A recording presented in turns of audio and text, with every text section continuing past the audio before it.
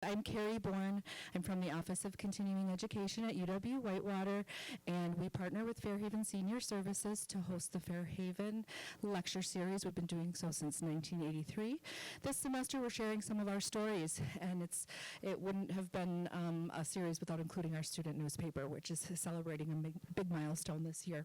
Our presenter is Dr. Keith Zukas. He's a professor who teaches journalism and communication courses such as writing and reporting for news media, sports journalism, introduction to public speaking, feature writing, public affairs reporting, cross-cultural communication, public opinion and communication, communication law, and new student seminar. He's also the advisor of the Royal Purple newspaper.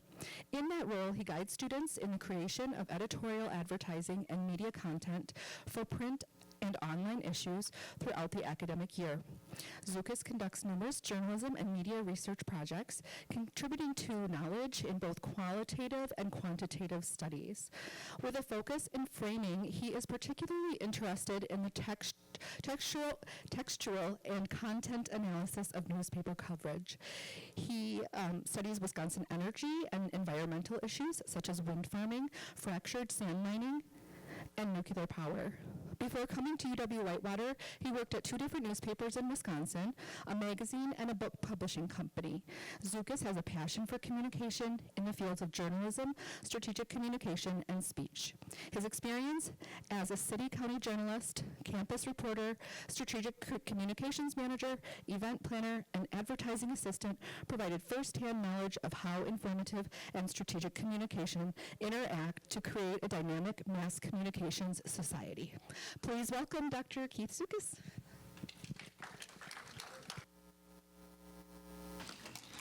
Thank you, Carrie, so much for the warm introduction. Appreciate that, and appreciate everyone coming out here today and skipping out on the sunshine for this presentation, which I hope you'll enjoy.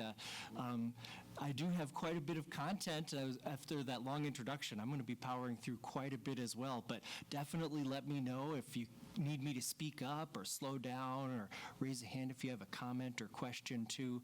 But it's a big history. It's a big history.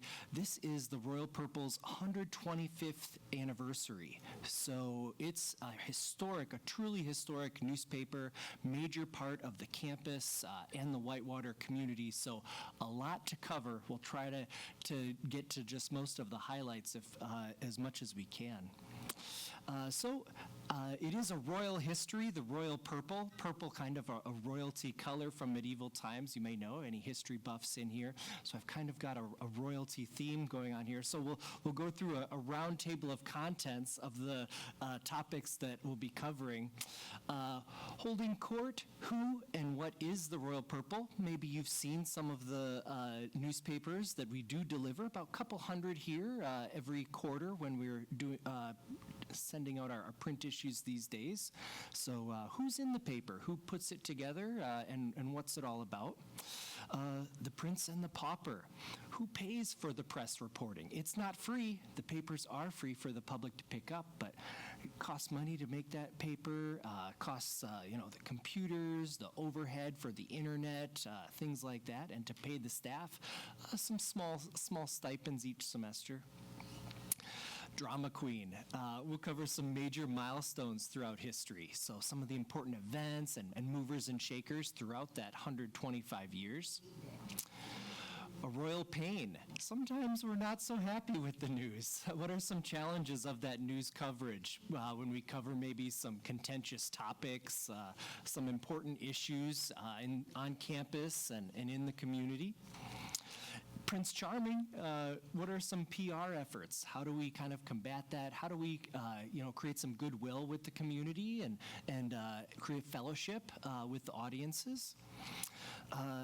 Some crowning achievements. What are some accolades and awards that the paper can be proud of? And finally, King of the Hill, leaving a legacy. So it's 125 years, like I said, a lot to celebrate and hopefully a lot to continue on and pass on to the students that cycle through semester and year after year, passing the baton. So it's a unique organization in that, most students, are with the paper is maybe 4 or 5 5 years at the most, some for even just a semester. So it's quite a legacy that does have to continue, and pretty miraculous that it has lasted 125 years. So we've got a lot to cover, like I said. But we'll start with this, who and what is the Royal Purple? Of course, it's a campus newspaper. It is 125 years old. But I thought I'm going to use some different historical pieces here for this today. A lot coming from the yearbook as well, the Minnieska yearbook. So you can kind of see here they have a pretty good-sized staff here from the yearbook. And I'm going to read a little bit off of it if I can here. I'll get this enlarged. Your eyes are still young. Right? Let's see. Oh, maybe.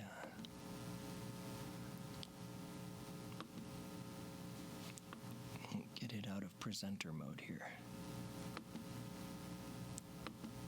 There we go. All right. So I'm going to read a little bit here so that kind of take a little sweat off me memorizing things. It says, every Monday, the Royal Purple, the college newspaper, appears without fail to the satisfaction of the student body and faculty. The work that goes into the completion of this paper is vast, and few people really know the work involved. Material must be gathered throughout the week, corrected, rewritten, and sent down to the printing office, where it is set up on the linotype machine. Then, proofreaders correct the errors. Heads are set for stories, and the final makeup of the paper is determined by the editor. Again, proof is taken, and ultimately the paper is ready to be printed. This is only one phase of the work involved. The business angle must be considered, wherein the business manager is responsible for ads and distribution. It goes on here to talk about how the staff begins with a probationary period before they're hired on, and then as they stay on throughout the years, they get a silver W if they're with the paper for 5 semesters, and a golden W if they make it for like 6 semesters, or if they're the editor. So here's another. Now, jumping ahead about 30 years to 1965, that's the advisor there. Let's see, Miss Mary Mills. So that's having some faculty advising of the staff. Besides the pay for the advisor and the physical space of the newspaper office, the Royal Purple is quasi-independent, so doesn't receive student funding like student orgs or clubs, things like that, which kind of allows it that ability to have that independent editorial content, but also means that it has to make its own money, kind of running a true small business. So here then we have the editor-in-chief and a smaller staff now. You see here just 11 staff members, down from the 35 that it had begun with. So a bit of a timeline here. Did you know, you see the newspaper out there today, but it started out actually as a literary magazine. So it was actually mostly comprised of student submissions of their creative writings, their creative works, written really by students for students. Today we call it a student newspaper, but more accurately it might be student-run newspaper. Students aren't the only audience. A lot of the content is for the community, is for employees, and even at the Rock County campus. So it's a lot larger than by students for students. But it did start with 11 members as a literary magazine, 7 editors and 4 reporters. Then at its 60th anniversary was growing to about 15 members, and then at its 75th anniversary in 1976, it had 49 students, 49 student staff, quite a big staff. Kind of, you imagine kind of the 1970s, the heyday of newspapers, real investigative journalism. Of course, lots of civil rights and lots to cover at that time, so probably lots of inspired students. The editor-in-chief of the time, Mr. Edward Hung, he was the first international student editor editor. So he was a foreign exchange student, and now today is still on the university board and a major philanthropist for the newspaper and for the university. So still leaving a legacy here at Whitewater. And then now jumping ahead today, our 125th anniversary this year, pretty exciting. We average between 30 to 35 staff, which is pretty good. We have an editorial department and a business department and multimedia staff that kind of work in between both of those two different areas. So the editorial department is editors and journalists going out to events, doing interviews, feature stories, covering different topics. The business department, of course, getting some advertising from mostly area businesses, but sometimes some water parks from the Dells, some camps from as far away as Maine, some national brands at times over the years. Less these days.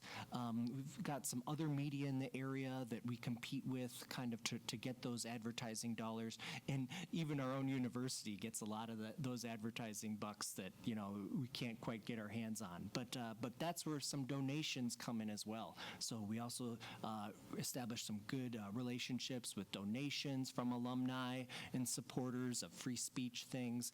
And then I do some grant writing too, so try to get some grants from different nonprofits that help support scholastic journalism.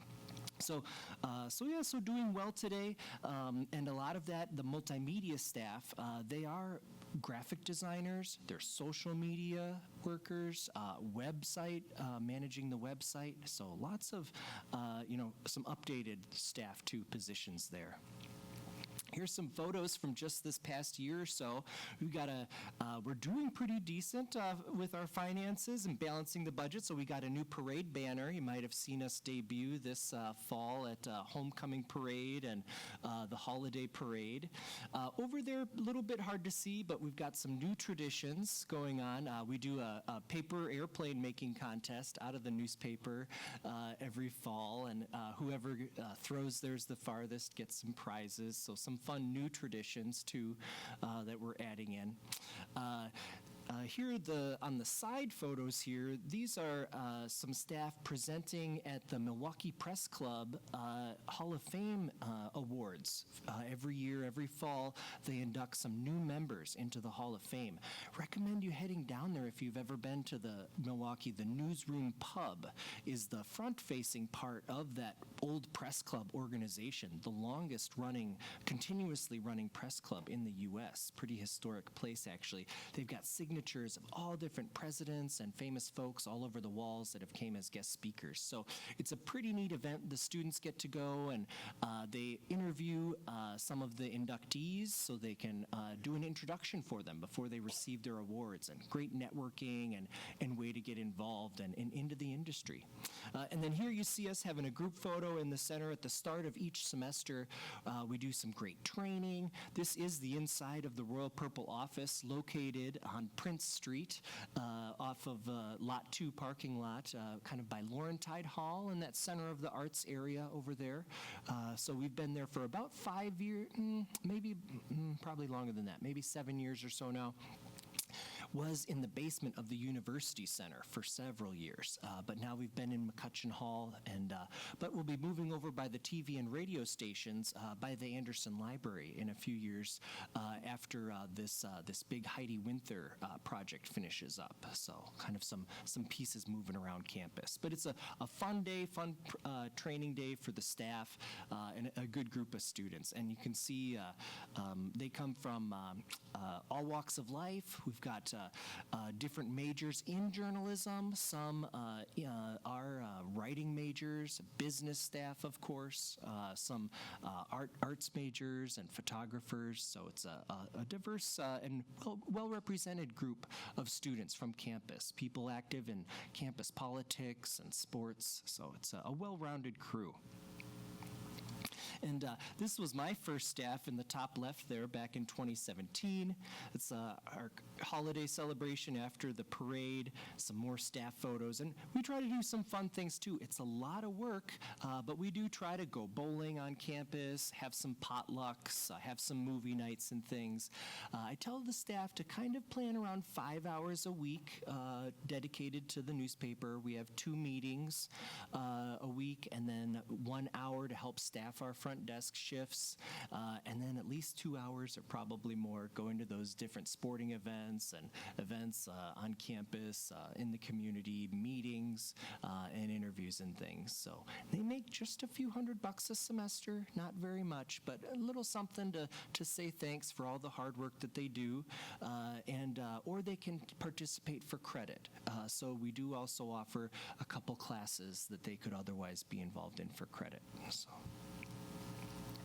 This was actually just a couple weeks ago, a new tradition. We're now going to the Milwaukee Bucks Journalism and Public Relations Day. So this was the second year that they've been doing that. So we went to that over in the Pfizer Forum, listened to some job talks about what's it like to report for The Athletic and to cover the Bucks, to do public relations on behalf of the team, event planners, what's it like to run a big event center like the Pfizer Forum. So listen to some great job talks, toured the spaces, got into the locker rooms, and then even got to watch a game later. So they did lose to the Celtics that night. So, but anyway, it was a good time.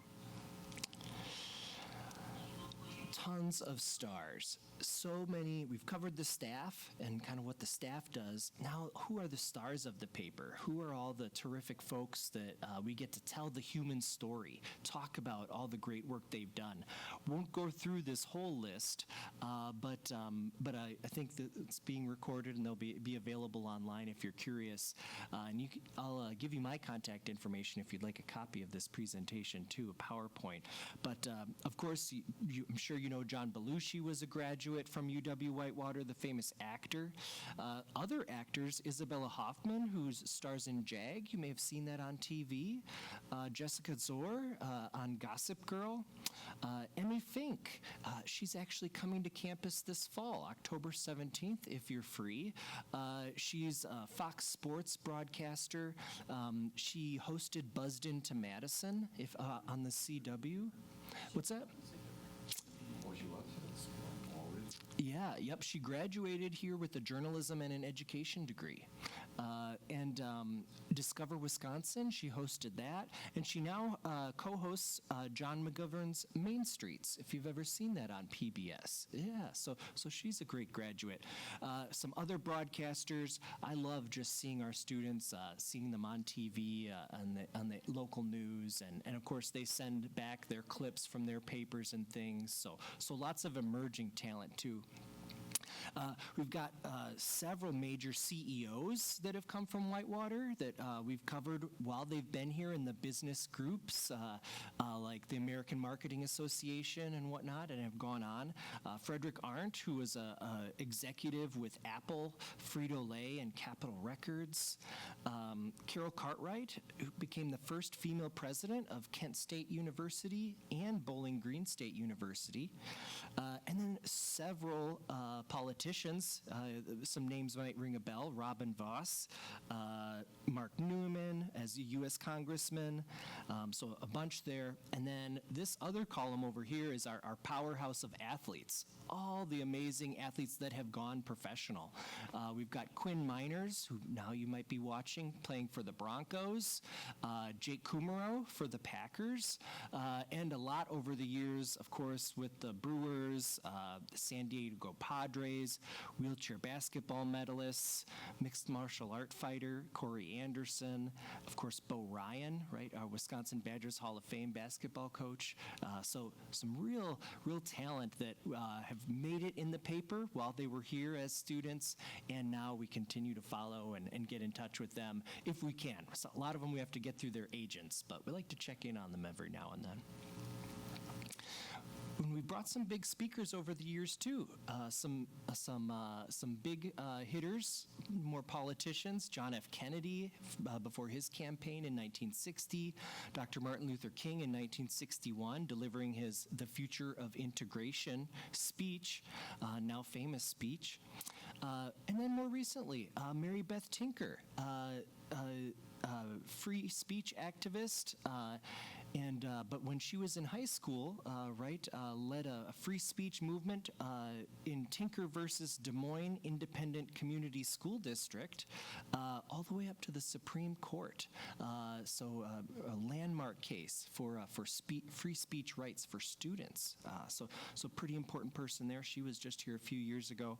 And then Kevin Blackistone, I actually helped bring him to campus back in 2023. He was a major journalist for the Boston Globe, the Dallas Morning News, but you've maybe seen him on ESPN as a panelist on Around the Horn, and then he's a columnist for the Washington Post, for sports columnist. So he came to campus and talked about Native American mascots in sports. So as you may know, Whitewater was the Quakers for many years, and then changed to the Warhawks, and began with really some more Native American iconography, now being Willie the Warhawk and more of the animal iconography. But he had a documentary about that he was debuting called Reimagining the Indian, and so yeah, we watched that and had some great discussions about there. You can see him. He's there with the current athletic director, Ryan Callahan. So it was a well-attended speaking event there, brought to campus through the SHU Visiting Artist program. So again, continuing on with some of the content, newspapers have different sections of them, right? Kind of how they're organized, how they're put together. It's really meticulous work, right? Over the years, right, done with a printing press, that linotype mentioned earlier, now done digitally, but we're still putting out print issues today. But the sections have changed. Not a lot, but as I said, it began as that literary magazine from 1901 to about 1913. And then there was some summer editions for about 25 years from 1952 to 1977, but not since then. So no longer any publications over the summer period. Might be something nice to get back to. That'd be great. And then the Centennial era around the 2000s, there was 7 specific sections: news, editorials, features, sports, a campus calendar, classifieds, and the police reports. So those fun police reports, kind of weekly, the trials and tribulations, often of the kind of the shenanigans of college students. Since I've come on as an advisor, and since 2017, we no longer publish those police reports. Didn't like getting those phone calls from parents and emails, especially in the digital age. Things online live forever once they're published. So now we don't do the weekly kind of list of reports. You can find them on from your local police department website if you want to. But anyway, now we focus more on those unfortunate major crimes and major issues and tragedies and accidents that are really newsworthy, that kind of feel like it's important that the community knows about. And so moving then now into our current content, we do have 2 separate news categories now. So rather than just one, there is a dedicated campus news section and a community news section, trying to kind of help fill those the kind of area, maybe news deserts that have been cropping up over the years, kind of as media has been transitioning from print into more digital spaces. Of course, the recession, the pandemic, a lot of those financial hurdles that kind of the media industry had to deal with, and with the Royal Purple being quasi-independent, hoping to help fill some of those gaps. So we do have a dedicated community news section now. Sports as well has been divided into men's sports and women's sports. That just happened just a few years ago as well. We thought, we have such terrific women's basketball team and female athletes. It's unfortunate we have to kind of often maybe give more coverage to the more popular sports or with more audience or fan bases than another when some of our teams are doing so well. So this has been great. We now have 2 sections. We can give equal coverage to both the men and the women athletes. And then we have our arts and recreation section still, long-standing section. That's a unique section because it's both on campus and in the city. So try to cover some of the Whitewater Arts Alliance events and things, the Studio 84 events, the stained glass studio in town, but then also, of course, all the galleries on campus, the concerts, performances, but also recreation. So trying to get outside into the recreation a bit, some club sports on campus. It's a big section. They have a lot to cover. And then opinions, so those editorials, the community leaders writing in about those different important topics. We used to have a lifestyle section and a business and technology section, but those kind of got rolled into either they could kind of fit into campus or fit into community or fit into that arts and recreation section. So just kind of some adjustments there on those. But still a lot of dedicated kind of content to specific areas. And of course, you see here the governor posing with one of our journalists there in the corner. So covering a lot of politics on and off campus as they make the rounds each year. This is the first cover of the Royal Purple. So you can see it doesn't look like your standard newspaper, right, front page, right? So this was when it was a literary magazine. And then here's an inside first page from about 10 years, actually from 1913, the last year that it was a literary magazine. And you can see it's more of a almost bookish, right? It's a broadsheet style. So definitely not in a current kind of newspaper format that we might typically think of. I encourage you online, if you go to royalpurplenews.com, you can look at all of our archives digitally, all the PDFs of all of the issues that we do have a few missing, but most are there. And it's really neat to see the banners and the artwork change over time. And so anyway, really interesting starting out here as this literary magazine. Here's a couple of those summer issues then. Now in more of the print style, you can see a newspaper banner at the top now here, no longer having a cover, and then more of the columns, some photo, right? Moving away from kind of more of the book design into that broadsheet newspaper style. Here it's a little hard to see, but in the center here, this is an events calendar. Some entertainment things. There's an annual Wiener roast they're talking about. So things to see around the college. So for summer visitors. And then here moving into the later part of the 20th century, jumping ahead quite a bit actually. Here this was in the 90s, still black and white actually, but here a different Royal Purple banner, kind of this cursive W, which you can still find on some old areas of campus. And then over here now, early 2000s or mid 2000s, full color. The newspaper is in full color on all the pages, and with the new latest banner in a condensed format on top there, kind of now with a quill, a Warhawk feather quill, kind of being the new kind of iconography and logo branding for the paper. And here's the staff on one of our recent production days. So we work in Adobe InDesign programs, so it's digital programming, but we are laying out a newspaper just like it all the years ago. It's just on the computer now. So laying it out as a group and talking about things and planning out the different sections. It's a 12-page paper these days. We put out just 4 print issues. So really, COVID-19 made us have to move online first, digital first. There was no choice, right, for about 2 years there, right? Everyone was virtual, and right, we had to really focus on the website. It was probably a good thing, pushed us into the 21st century, but we do still put out 4 print issues, seen around, of 12 pages, again, full color, of really feature stories. Those are long-lasting stories that can sit out be enjoyable to read, of topics that'll last for a few months while they're out there. Whereas every Monday online is all the updated stories. So updated news every Monday, royalpurplenews.com. It's a whole new website with all new stories in each of those sections. So yeah, we have some fun there.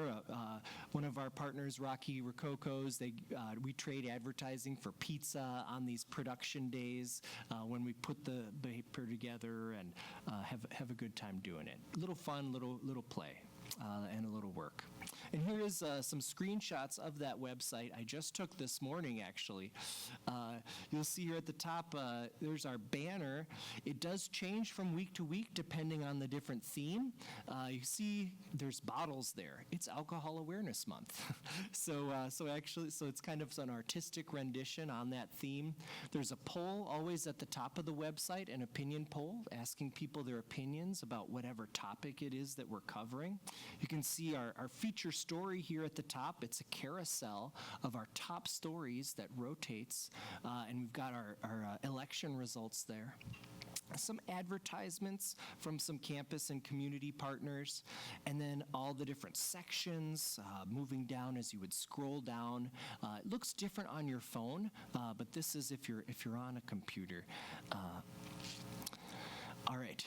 And so how do we pay for all this? How do we pay for these 5,000 print issues that we put out each time? How do we pay for this website, the social media? How do I give a little bit of a kickback to the staff who work so hard every week, right, to put all this together? Well, as I said, a lot of it is community partners through some advertising. We have what we call our sponsorship special quarterly ad package, which is really how we bridge our print issue with our website and our social media all together, trying to do it all at once, right, to try to cover all the bases and keep up with the times. So we do have papers out in 75 locations. We've got some beautiful new newsstands, mostly on campus, that have these large leaderboards above them where we can put big posters in them and get attention to get those papers distributed. So we put out 5,000 of those. And so if you advertise with us, you get an ad in each of those 5,000 papers on our website that you just saw. And also we put your ad in a rotation on our social media. So we have a Facebook and an Instagram, and we have a list of all our advertisers, and every day we put out one advertisement and one story. And so we'll put that ad in a rotation going through that. And so this is really our bread and butter package of how we make most of our funding. And we need to sell that package by the time our first fall issue comes out, that first week of school. And then we've got another couple months until late October when our winter issue is going to come out. So we've got a couple months to talk to those advertisers or get some more folks on board and then sell that winter issue. And then come spring semester, again, that first week of school, we've got to, again, try to sell all our ads to get that package. And then finally, for our summer issue, we try to make about $20,000 a year so that we can sustain and stay afloat to pay all the overhead costs and a little bit of money for all those 30 to 35 students. So it's not easy, but we pull it off every year. We're doing pretty well. We do also offer a weekly just online ad, online only, and you get an ad on the website, and then you're also put on our social media. So a little bit of lower stakes there. Maybe students have an event coming up they want to promote, or there's a sale going on with the business they want to just put out for a few weeks before a holiday or something. And then we do sell posters now. Just this year, we're getting into posters. I talked about those big leaderboards that are above the newsstand. So you can put a nice poster in there, be there for a month in a high-traffic location on campus, like in the university center or something. And for a couple $100, you get a lot of eyeballs on those posters. So it's kind of a new area of revenue we're hoping to get into. So, and then lastly, a couple other just Smaller neat things, if you ever see a photo that you like on the Royal Purple, or maybe someone you know is featured in there and you'd like to purchase that, we do sell each of the photos for $10 a piece, and you get the digital rights to those too. Some of them are pretty nice photos of those politicians or athletes or folks. And then also we got a brand new pop-up wall just this year. So kind of paparazzi, kind of special event photo wall. So kind of you're having a special event, you want some photographers to be there to take photos for you and kind of stand in front of that. So we're kind of trying to get into events a little bit too. So trying to vary things up, anything we can through kind of a nice mix. Again, also donors, also grants to meet those budget needs every year. All right, so that's kind of what's in the paper, how it's supported, how it's built. Maybe now you're kind of curious what are some major milestones, some big things that the paper's covered over the years, some you might remember.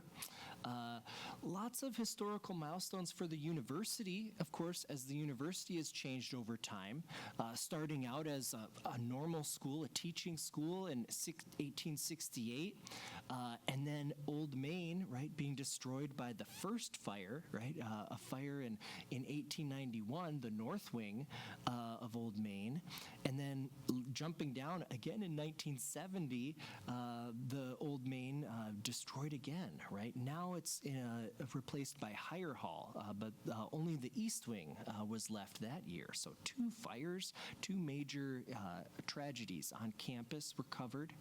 The school was renamed to the Wisconsin State College in 1951 when it added liberal arts degrees, and then became the Wisconsin State University in 1964 when it added on graduate degrees. And then 1971 merged into the UW system. So kind of some interesting times there. And then most recently, 2018, adding on the Rock County location. So kind of merging in Whitewater with them. Through athletics, the school adopted purple as its official color in 1891. The mascot changed, I said earlier, from the Quakers to the Warhawks in the late 1950s. The football team reached the Stag Bowl in 2005 and 2006, and then won that Triple Crown for basketball, football, and baseball in 2014. So of course, lots of coverage there. We've still got tons of copies of those. Those flew out the door. Some campus interesting transformations. You might not have known the student union the first student union was a repurposed army barracks. Interesting there.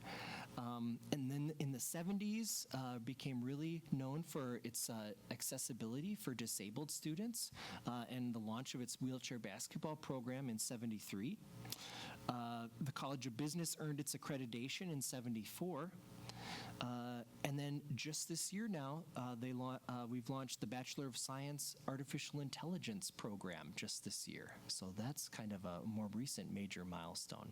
And as I alluded to earlier, we have this new huge Heidi Winther Halls project coming up, which hopefully you guys won't hear too much from, but it is just a couple blocks away. So there'll be a lot of construction over the next couple years as that starts to get built. So some major milestones with that. Oops.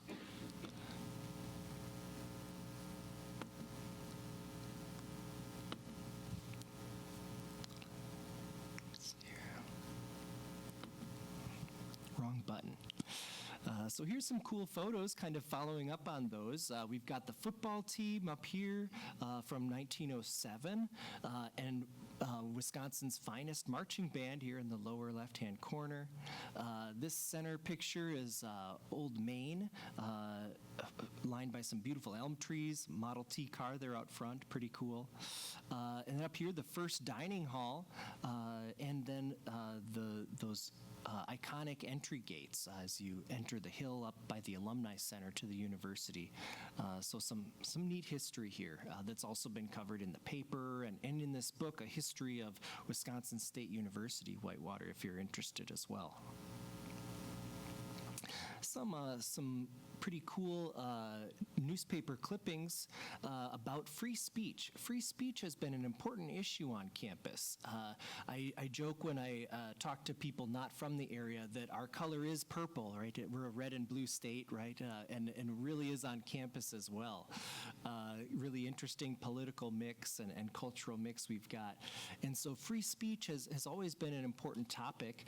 Here we've got an editorial from the president, Dr. Walker Wyman, of the time. This was in the late 60s, early 70s, talking about free speech for students and regulation of publications, and really emerging time.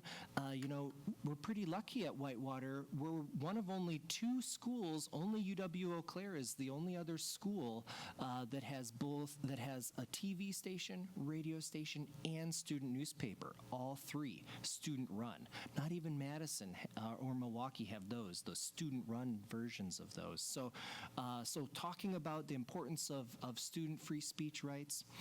These 4 gentlemen in the center, known as the Whitewater Four, were disciplined for their political being too outspoken about the Vietnam War. And one of them even signed a petition, and so they were actually fired.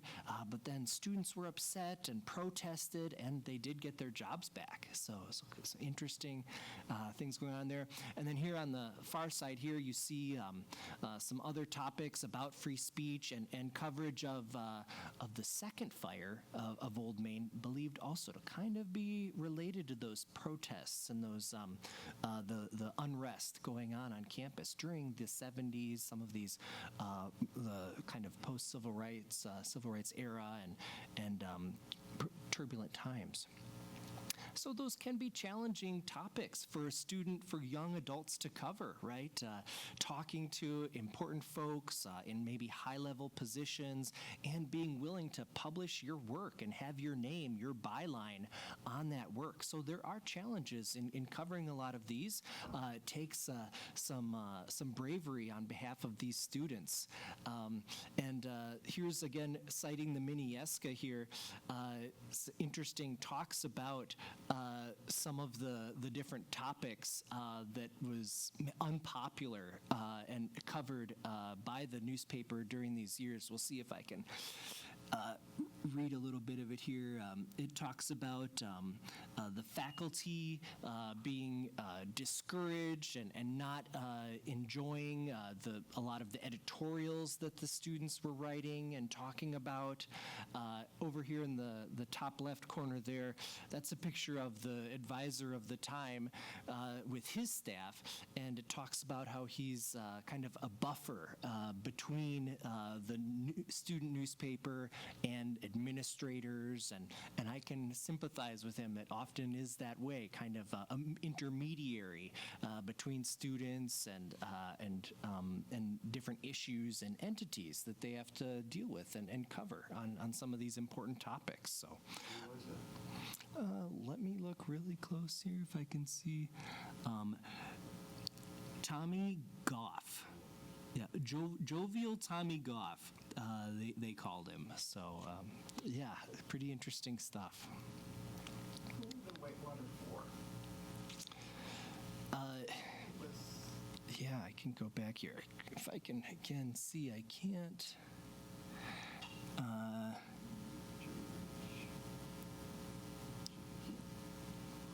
See if I can. Present. See. Well, I'm going to swap.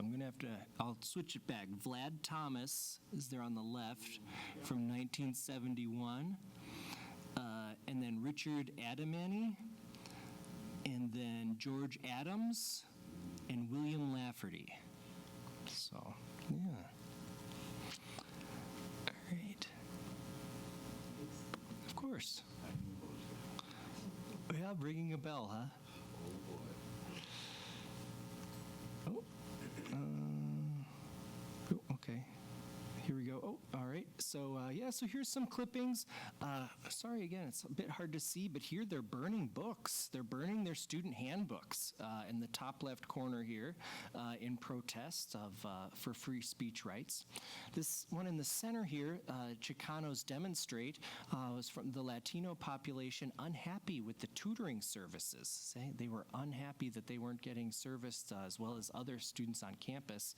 And you can see this big headline on this one on the far left, ideas for new free speech policy discussed at forum. So again, free speech, really an important issue, and of course covered by the campus paper. It's kind of, there's some neat ads in here as well. Again, encourage you to check online. This also center one's kind of funny. Front page, we have a headline here, RP rated highest in media coverage, but then there's a retraction in the bottom left corner. So it's a student newspaper, right? They're not quite yet practicing professionals yet, so have to give them a little bit of grace. But really need to look back through some of these. So to combat some of these tough reporting practices and striving for free speech and democracy and kind of letting ideas fight it out on the newspaper page, the newspaper also has to do some goodwill work, right? Has to do some good PR to help kind of work with communities. As I said, you may have seen us march in the holiday parade or the Whitewater homecoming parades at the campus. This was the bed races just a couple years ago. So we participate in a lot of those. The students are down here at the campus study night for homecoming week and hashtagging. This is Mr. Hung here in the bottom left over there. So talking with him and getting his support for the newspaper. We do donate all of our leftover hard copies to the campus garden they use as mulch. Not a ton left over, but any that are left, or we donate them to arts projects, either at the high school or on the campus art studios and things. So try to do a bit of some goodwill there. And then here, especially we attend different events, of course, some student activism events and things like that. But then on the far left, this is the Kettle Moraine Press Association summer camp that's been hosted on campus here since 1970. That organization does high school programming for students interested in journalism and media in southeastern Wisconsin and northern Illinois. And so the Royal Purple and the TV and radio stations are big parts of that programming every summer. So it brings usually the last weekend of July and brings a group of students to campus. So. All right, getting near the end here, some bragging rights, some accolades and awards. As I mentioned, we're back up to a healthy number of staff, 30 to 35 staff members each year, 2 new sections, women's sports and community. This year alone already, we've really focused, the students have focused, not me, I'm not huge on social media, but they're really focusing on social media. They've grown 24,000 additional visitors to the website, royalpurplenews.com. Pretty great. And that includes the bounce back rate, if you know what that is. That's people who spend less than 3 seconds on a page, and a lot of times that's robots scanning the web or web crawlers. So it really is. That's a real true number. It's no baloney there.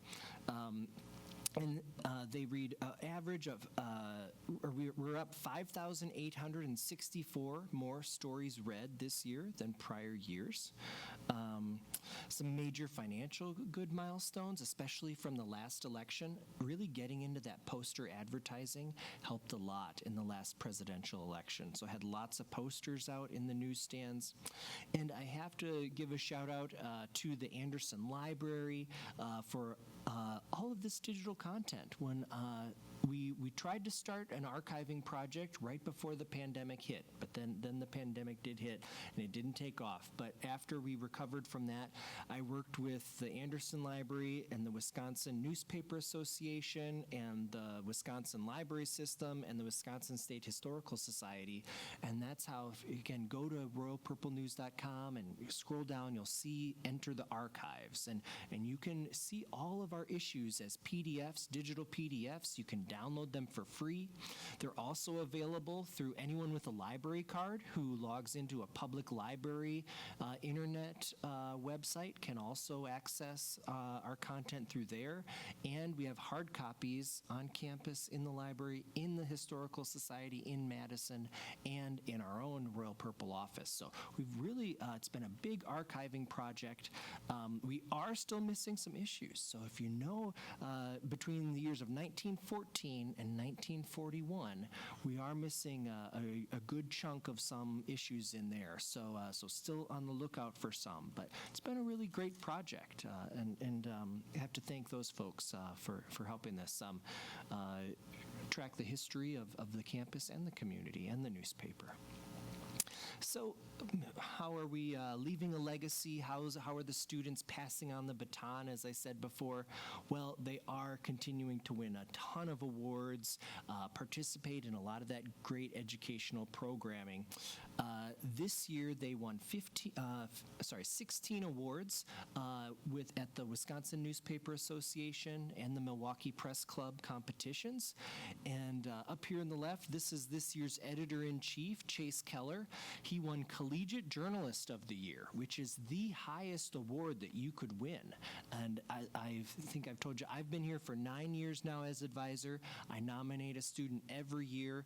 But finally this year, we got it. So proud of Chase. He won Collegiate Journalist of the Year and a couple other first place. We got, I think, five first place awards, and then 2 all-staff awards as well for the entire staff. So they're really doing terrific. They work really hard, and it's nice to see it pay off with some of these awards. We also have some scholarships from some of those alums that we can give out to the really hard workers on the staff. But it's a nice way for them to see their work pay off. So, all right. Well, that kind of wraps it up here. Thanks for hanging with me through all that information, a lot of text and a lot of photos and things. But if you have any questions or comments or stories you'd like to share as well, happy to have you share. But then also feel free to contact me too if you want to follow up on anything.